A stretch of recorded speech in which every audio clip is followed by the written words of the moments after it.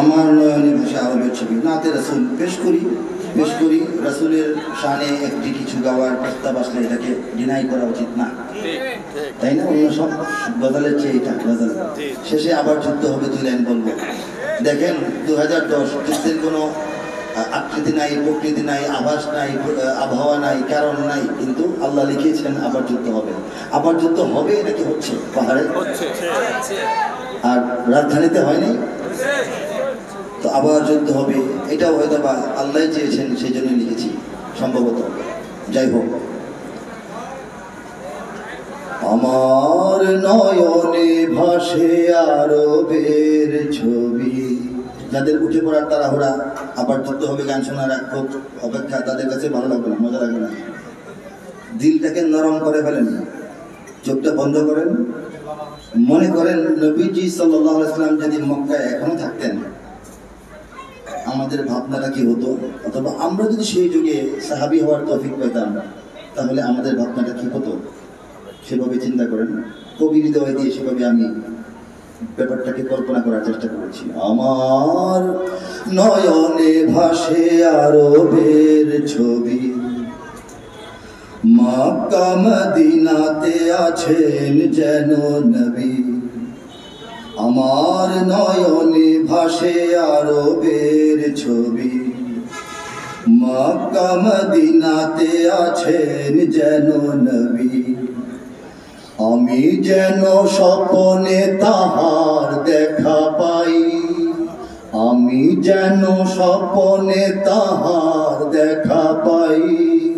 সাল্লাল্লাহু আলাইহি সাল্লাল্লাহু আলাইহি সবাই সাল্লাল্লাহু আলাইহি সাল্লাল্লাহু আলাইহি।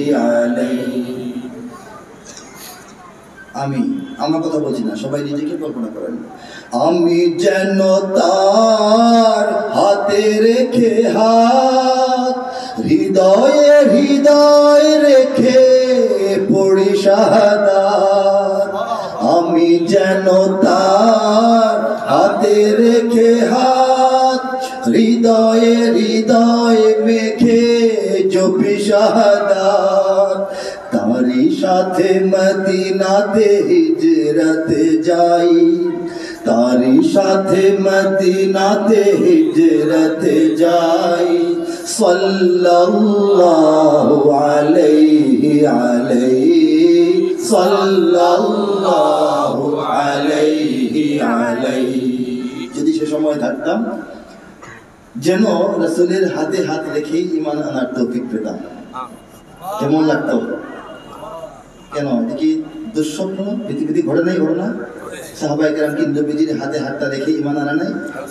আমরা যদি পাইতাম সেই সুযোগ, রাসূলের হাতে ধরে আল্লাহ, হে আল্লাহ রাসূল, আপনাকে রাসূল মেনে নিলাম, আল্লাহ এক, এই কথাটা আপনাকে দিলাম, কি করতে হবে বলেন? বলতাম কিনা বলেন? নাকি বলতাম না? হিজরতের সময় কি আমরা যাইতাম না নবীজির সাথে? ওনার হুকুমে যাইতাম না আগে পরে? ইনশাআল্লাহ। মসজিদে নববীর আমিনাতে ওই সাহাবার মাহফিলে যেন বসে রই। মসজিদে নববীর আমিনাতে ওই সাহাবার মাহফিলে যেন বসে রই। আমি তার চেহারার জ্যোতিতে হারাই, আমি তার চেহারার জ্যোতিতে হারাই। সাল্লাল্লাহু আলাইহি জোরে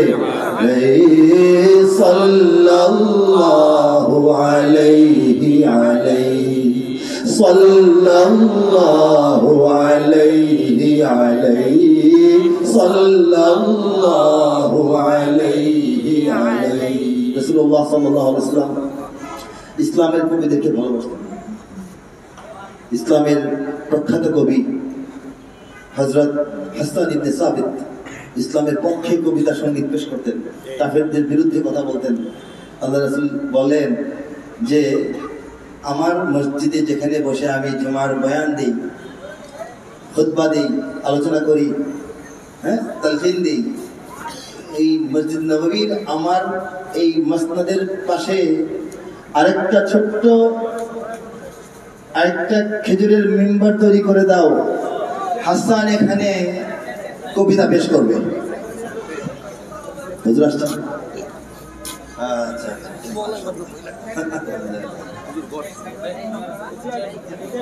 আপনি বসেন, আমি দাঁড়ায় বাকিটা শেষ করে দিই।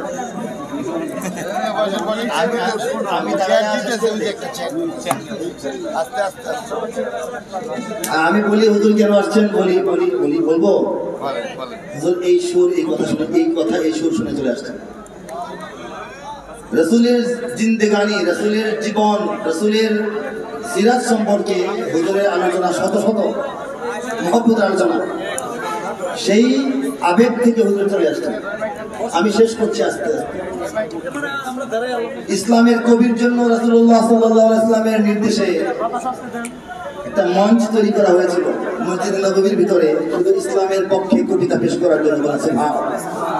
সেই স্বপ্ন দেখে বলছি, অধমে আদর করে তিনি পাশে তার, অধমে আদর করে তিনি পাশে তার, গড়ে দেন খেজুরের ছোট মিম্বার।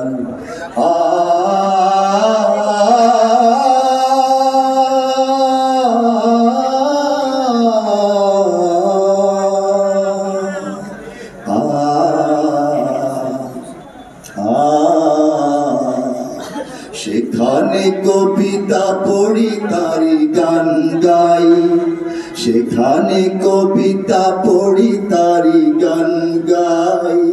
সাল্লাল্লাহু আলাইহি আলাইহি, সাল্লাল্লাহু আলাইহি আলাইহি। বদরে উহুদে যেন আছি পাশে তার, মক্কা বিজয়ে আছি উঠানে কাবার। বদরে উহুদে যেন আছি পাশে তার, মক্কা বিজয়ে আছি উঠানে কাবার। বিদায়ী ভাষণে তারি সম্মুখে দাঁড়াই, বিদায়ী ভাষণে তারি সম্মুখে দাঁড়াই। সাল্লাল্লাহু আলাইহি, সাল্লাল্লাহু আলাইহি আলাইহি, সাল্লাল্লাহু আলাইহি আলাইহি, সাল্লাল্লাহু আলাইহি আলাইহি। আমি তার দীক্ষার জ্যোতি হাতে হায়, মরু নদী পার হয়ে আসি বাংলায়। আমি তার দীক্ষার জ্যোতি হাতে হায়, মরু নদী পার হয়ে আসি বাংলায়। হাজার বছর ধরে সে আলো ছড়াই, হাজার বছর ধরে সে আলো ছড়াই। সাল্লাল্লাহু আলাইহি আলাইহি, সাল্লাল্লাহু আলাইহি আলাইহি, সাল্লাল্লাহু আলাইহি আলাইহি, সাল্লাল্লাহু আলাইহি আলাইহি। আমার নয়নে ভাসে আরবের ছবি, মক্কা মদিনাতে আছেন যেন নবী। আমার নয়নে ভাসে আরবের ছবি, মক্কা মদিনাতে আছেন যেন নবী। আমি যেন স্বপ্নে তাহার দেখা পাই, আমি যেন স্বপ্নে তাহার দেখা পাই। সাল্লাল্লাহু আলাইহি আলাইহি, সাল্লাল্লাহু আলাইহি আলাইহি।